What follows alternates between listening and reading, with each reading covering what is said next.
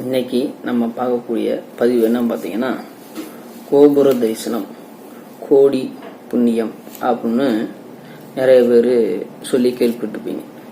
அப்படி அந்த கோபுர தரிசனம் கோடிய புண்ணியம் அப்படிங்கிற பழமொழி எப்படி வந்துச்சு அப்படிங்கிற கருத்து நிறைய பேருக்கு தெரியாமல் இருக்கலாம்.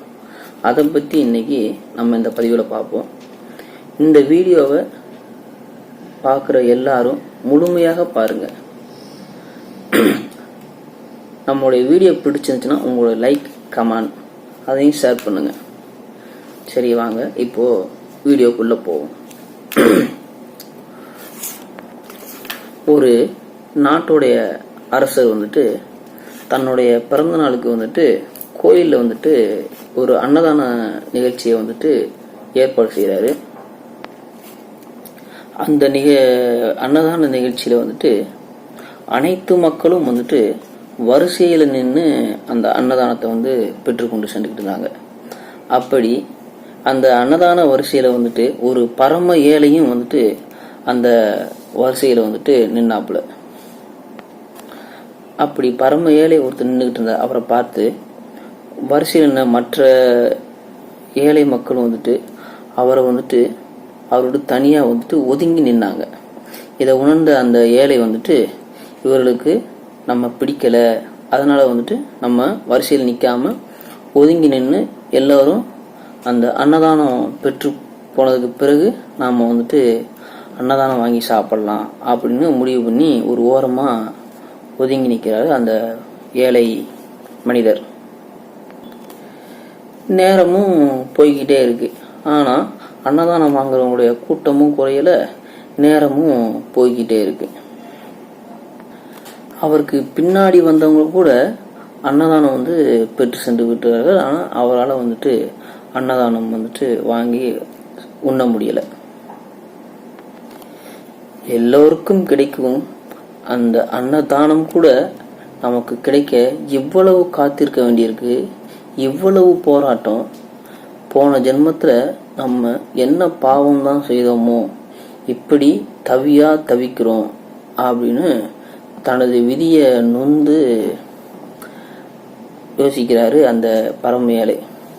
அப்பனே ஆண்டவா, என்னை ஏன்பா இப்படி ஒரு இழிப்பிறவில போய் பிறக்கச் செய்தாய் என்று கோயிலுடைய கோபுரத்தை பார்த்து வணங்குறாரு. மனதுல உள்ள தன் குமுறலையும் அந்த ஏழை மானிடர் சொல்லி புலம்புறார். குளத்தங்கரையில போயிட்டு நீர்ல போயிட்டு கையெடுத்து நீர் எடுத்து முகத்தை கழுவி படியில சோர்வாக அந்த ஏழை மானிடர் உட்கார்ந்துருக்காரு. அப்பொழுது அன்னதானம் விட்ட அந்த ராசா அவர்கள் அன்னதானம் முடிஞ்சதுட்டு கொஞ்சம் இளைப்பாறலாம் அப்படின்னு அந்த குளத்தக்கரைக்கு ராஜா அவர்கள் வராரு. என்னப்பா சாப்பிட்டியா என்று ஒரு 10 அடி தொலைவில் இருந்து குளத்தின் முன்னாடி முன்முகத்தில் பார்த்து கொண்டிருந்த, குளத்தில் தன் முகத்தை பார்த்து கொண்டிருந்த அந்த ஏழையிடம் ராஜா அவர்கள் கேட்காரு. கேட்பது ராஜா அப்படின்னு கூட தெரியாம, ஊரே சாப்பிடுது, என் தலைவிதி இன்று பட்டினி அப்படின்னு எழுதி வச்சிருக்கு போ ஐயா என்று ஒரு விரக்தியான குரல்ல அந்த பாமர ஏழை கூறுறாரு.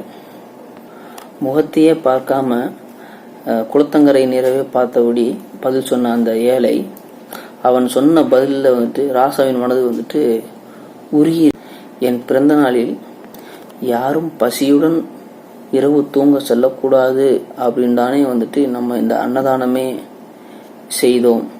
ஒரு அப்பாவி இப்படி விடுபட்டுள்ளானே என்று அவன் அருகில் சென்று அவன் தோல் மேல ராசா கை வைத்து, மன்னித்து விடுப்பா, ரொம்ப பசிக்கிறதா உனக்கு என்று ராசா கேட்கிறார்.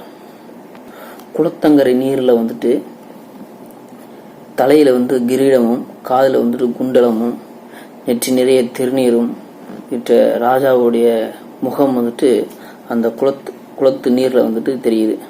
உடனே வந்துட்டு அந்த ஏழை வந்துட்டு, ராஜா, நீங்கள்தான் என்று தெரியாமல் அமர்ந்து கொண்டே பதில் சொல்லிவிட்டேன், மன்னித்து விடுங்கள் என்று பதறினான் அந்த பாமர ஏழை. இப்படி பதவித்து பேசிய அந்த ஏழையினுடைய பார்த்து ராஜா அவர்கள் வந்துட்டு, ஒன்றும் பதவிதைக்க வேண்டாம், வாருங்கள் அப்படின்று கட்டியணைத்து, நீ இன்று என்னுடனும் ராணியுடனும் விருந்து உண்ணப் போகிறாய் என்று அனைத்து தன் தேரிலேயே ஏற்றிக்கொண்டு அரண்மனைக்கு விரைகிறார் ராஜா அவர்கள். அரண்மனையிலேயே வந்துட்டு குளிச்சுட்டு ஒரு புத்தாடை அணிந்து கொண்டு அந்த ஏழை வந்துட்டு அறுசுவை விருந்து வந்துட்டு கொடுக்கப்படுகிறது. சாப்பிட்டு முடித்ததுக்கு அப்புறம் ஒரு குடம் நிறைய பொற்காசுகளும் வந்துட்டு அந்த பாமர ஏழைக்கு வந்துட்டு மன்னன் அவர்கள் வந்துட்டு கொடுக்கிறார். இதிலிருந்து நீ ஏழை இல்லை, இந்த பணத்தை வைத்து நீ விரும்பும் தொழிலை நேர்மையாக செய்து கௌரவமாக வாழ் அப்படின்னு வாழ்த்தினார் ராஜா அவர்கள். அதுவரை அமைதியாக இருந்த அந்த ஏழையினுடைய கண்களில் வந்துட்டு தாரை தாரையாக கண்ணீர் கொட்டியது. ஏனப்பா அழுகிறாய் என்று ராஜா கேட்க, நான் இது நாள் வரை பிறவி ஏழை என்று மட்டும்தான் நினைத்திருந்தேன் ராஜா. இந்த தருணம்தான் நான் ஒரு பிறவி முட்டாள் என்பதை புரிந்து கொண்டேன் என்று சொன்னான். ஏன் அப்படி சொல்கிறாய் என்று ராஜா அவர் வந்து கேட்க, வாழ்க்கையில இன்றுதான் முதல் முறையாக கோபுரத்தை பார்த்து என்னை ஏன் இப்படி வைத்திருக்கிறாய் என்று ஆண்டவனிடம் கேட்டேன். கேட்ட சில நிமிடங்களிலேயும் உங்களை அனுப்பி என் தலையெழுத்தையே மாற்றிவிட்டார். கடவுளிடம் கேட்டால் நாம் கேட்பதை விட இன்னும் பல மடங்கு தருவான் என்று இறுதி வரை புரியாமல் ஒரு முட்டாளாகத்தானே இருந்துள்ளேன் என்று சொல்லி அழுதான் அந்த ஏழை பாமர மனிதன். இதுல நம்ம என்ன புரிஞ்சுக்கணும் அப்படின்னா, நமக்கு ஒன்று கிடைக்கல என்றால் அதை விட மிகச்சிறந்த ஒன்று கடவுள் நமக்கு தரப்போகிறார் என்று நம்புங்கள், நல்லதே நடக்கும்.